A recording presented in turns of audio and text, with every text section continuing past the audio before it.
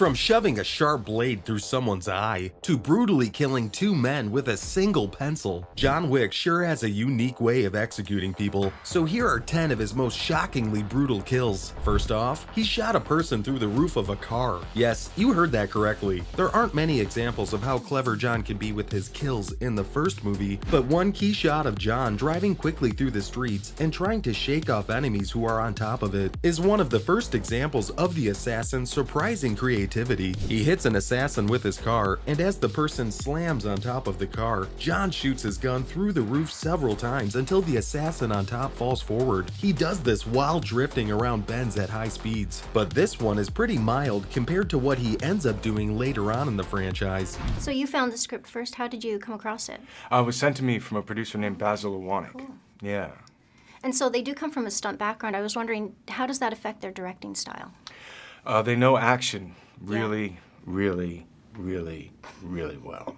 This next one, although not so brutal, shows how smart and fast he can be. He DIY'd a gun to shoot a person. In John Wick 3, he finds a knife armory above a chandelier store. There are a lot of shocking deaths there, like when he takes apart a Remington 1875 and a few other guns, and uses the parts to make a gun that fits his needs. He spends 90 seconds getting the gun together to kill one assassin with just one shot. Even though he could have used that time to get away, he went through all that trouble of assembling a weapon so he can shoot one guy. That's some next level sadistic behavior. People keep asking if I'm back, and I haven't really had an answer.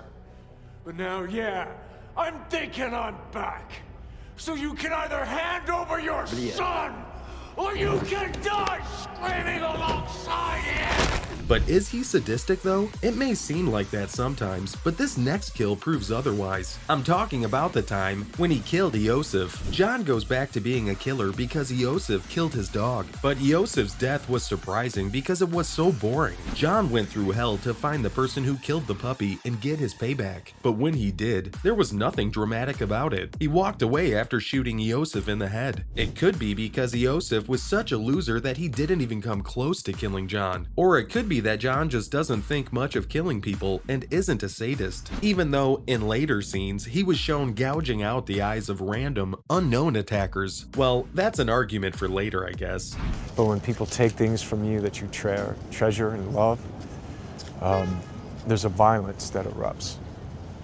And John doesn't temper his violence. The next one is very impressive. Believe it or not, he used a sword while riding a motorcycle. Wick is just as badass and clever on 2 wheels as he is on 4. John Wick Chapter 3, Parabellum, has one of the most detailed fight scenes on a motorcycle. As John Wick rides away on a bike, a group of sword-wielding killers on motorbikes box him in on the highway. But it doesn't take long before John cuts off an enemy's arm with his own sword. This causes the enemy to flip back and collide with another attacker at 100 miles per hour.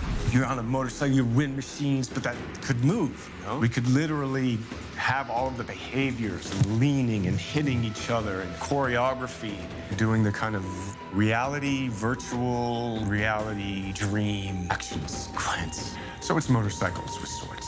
Absolutely wild. People usually read books, but John sees books as weapons. Ernest, an opportunistic giant killer, is found in the library quoting the Divine Comedy. When they fight, Ernest seems to be winning, but John kills him with a thick, heavy book. John puts the book in Ernest's mouth first to break his jaw, and then he uses it to break Ernest's neck. At the same time, the scene is both very funny and very scary. John can do a lot more damage with a book than with a gun, and anyone would rather be shot than die the way Ernest did. I would not want to be that guy. This scene sent shivers down my spine.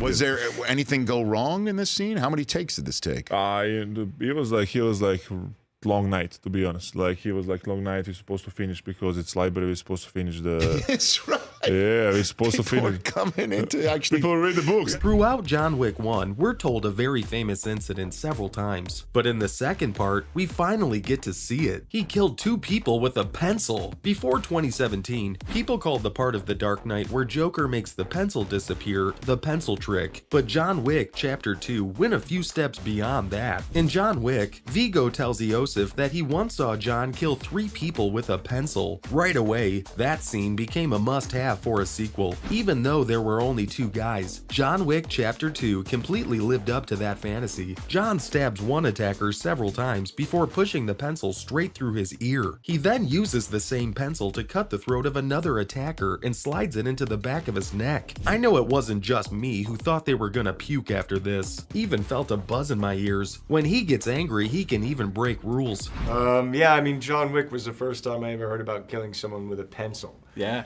You know, yeah, I mean, that really introduced me to the idea of weapons of opportunity.